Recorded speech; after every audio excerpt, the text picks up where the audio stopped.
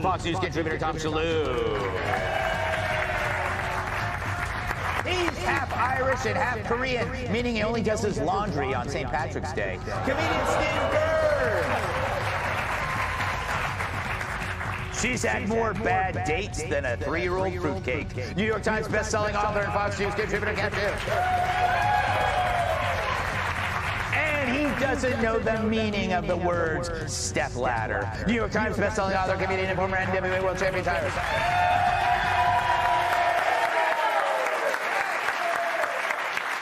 Tom, thank you for being on the show. First of all, when you don't wear your jacket, you look like you're a guy on a Saturday morning infomercial selling nonstick pans.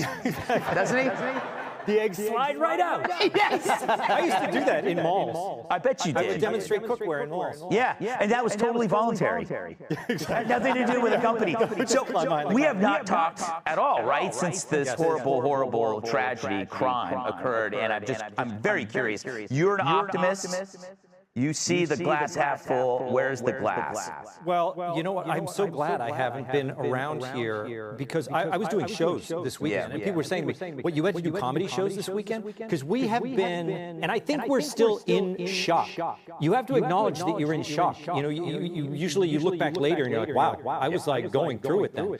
And so it was actually easier to do comedy shows than be on Fox News because I didn't want to come in and talk about the same old issues. That's why it's been great to kind of tune in with you. You've been mentioning this, that you can't go back to the old arguments. You can't just sit down and say, oh, let's debate this, let's debate. It's ridiculous.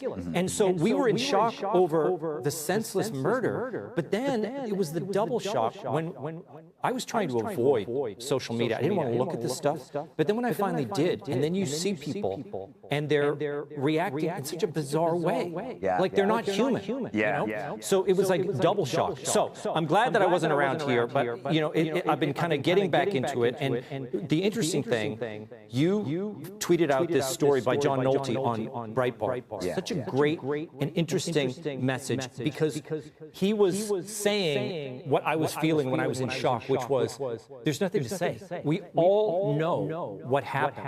It's not time to like, oh, what happened here? Oh, let's discuss what happened. We all know what happened. So he talked about the idea that we're not going back, like you just said. We're not going to go back to the old arguments. We're not going to listen to this nonsense anymore, because in the past, when a tragedy would happen, all of a sudden there was this forced idea of we're going to be now, we're going to unify. Right. But like Nolte said, and I loved it, he said they didn't want to unify, they wanted fealty. The difference between unity and fealty, they wanted everyone to say, you know, now I'm going to play by your rules. Now we're going to get in here. That's why it's amazing that when you've been looking at these comments, I'm talking about the real people, not the people who are, you know, laughing about death, not the people who are... The people who were sane people on the left, and they were saying, well, look, one thing I'll say about him is that he wasn't debating in good faith. I don't know how many times I saw that on the internet. He wasn't debating in good faith, because in a good faith debate, you both come together and you come to a mutual agreement. That's not what debate is. Debate is not a mutual agreement. Debate is ideas against other ideas, and you want to win the debate with ideas. That's why we love debate so much. People who come to an agreement, that's people at war. That's a negotiation. The left doesn't understand the difference because they are at permanent war.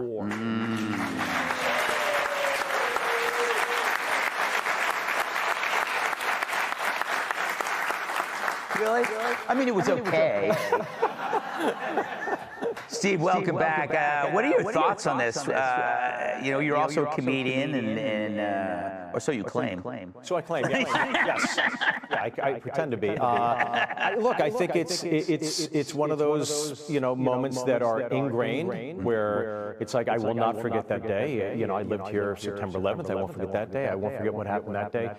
I think it's just the disparity of accountability. There's just no, seemingly there's no accountability from you know, the left on this, and that's what kind of it just, I don't know, it definitely bums me out, because I think the accountability shifts again to the right. It's like, well, the Republicans, this is your fault, because you appreciate the Second Amendment. And after watching it all from a macro bird's eye perspective, I think they got it wrong. I think the Democrats, this happened because the Democrats have a lack of appreciation for the First Amendment. That's my thought process. But to your point, there was no rioting. Yeah. There was no mayhem. And before there was rioting, I'm not going to say who did it, but there was rioting in Minnesota. There was rioting in Philadelphia. And everything at like the Target stores was all taken out except for the country music CDs. So what you're saying is it was Koreans. Well, hey, the last war the Koreans won were the LA riots. That's funny.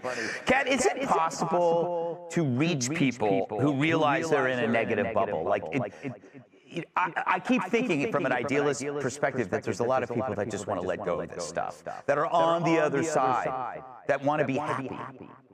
But can they be persuaded?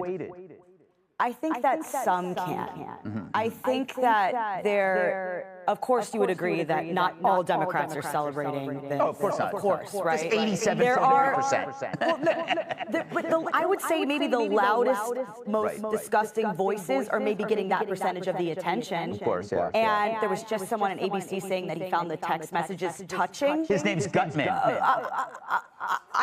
To think that would, I don't find them touching. Yes. I don't think it's a normal response. He made it sound like it was a Hallmark Channel romance. So I think, and I've thought about this a lot, and I understand the anger, and I understand the exhaustion of people on the right, because it is difficult to have conversations, because people on the left will sometimes say, I don't even want to talk to you. Even me as an independent, simply because I work here and I do have friends who are MAGA and I have loved ones who are MAGA, that is enough to throw me away as irredeemable. And it can be difficult in those moments to have conversations with people.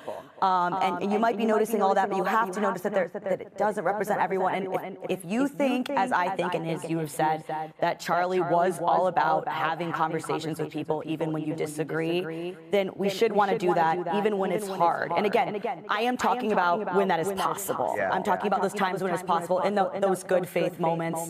At the same time, do understand the anger, and I do understand the exhaustion. Yeah, I think like the hard part here, Tyrus, is that he was having a conversation with them and was murdered. Well, he was giving the opposition the same platform. Yeah. But I think one of the things that we have to be careful of is that we don't become what we hate. Yeah. Because something like this is so, you're angry. And there is still a responsibility because they want to suck you in. And one of the things we have to stop doing is we have to stop grouping. We have to pull that blanket back. Because when you say it's the left, you take away accountability from the shooter. He's the reason this happened, and whomever's connected to him.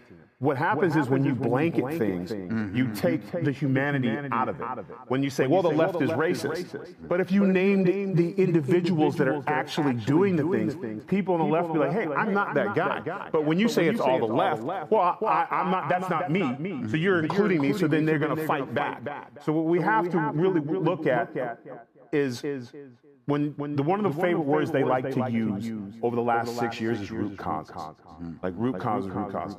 What we're seeing now is that we missed when this generation that seems to be the ones who are doing the violence.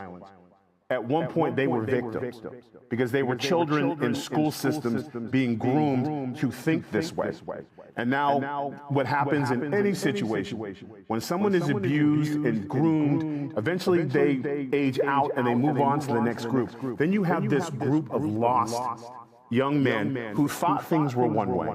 They're not this way. They're confused and lost, and they go back to where they think they matter. And it seems, and they hear these words that now they're martyrdom because it's a blanket. You're part of the left. You're a soldier. You have to beat the right, but they never say anybody's name. So one of the things I think in hearing all this, we have to do the one thing we can do as the party in control right now is go back to law and order. We need to look at qualified immunity.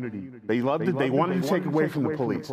But we needed the Supreme Court or someone to come in and say, yes, you have free speech. But if you are a politician and you are running to represent other people and you use language that incites riots or incites violence, you should be held accountable to that. You can say what you want to say, but if you,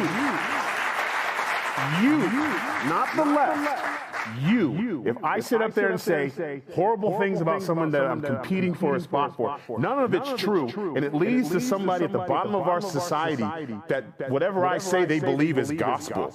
And they go out and they commit a crime in the name of the left or in the name of stopping the fascists or whatever Nazi group we're called. There needs to be a connective, like, hey, you're responsible for this. Because if it was individual and there was real life consequences for these words, it wouldn't be the left. These senators who would come out and say, oh, yeah, I didn't agree with him, but I think it's wrong. They'd be like, whoa, whoa, whoa. I adamantly do not condone. They would come out in droves. It wouldn't just be Fetterman.